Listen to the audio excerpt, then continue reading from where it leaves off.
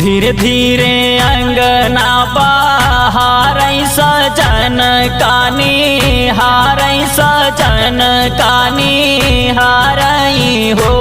सखियौ चारी महीनावा के पेट बलम जीव जारे बलम जीव जारे हो। सखियौ चारी महीनावा के पेट बलम जीव जारे बलम जीव जारे हो।